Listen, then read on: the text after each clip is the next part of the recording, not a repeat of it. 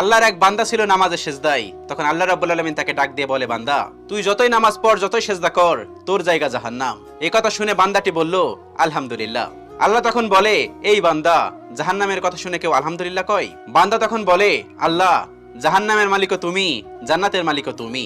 তুমি আল্লাহ খুশি হয়ে যদি আমাকে জাহান্নামও দাও, তাও আমার আপত্তি করার কোনো অধিকার নেই।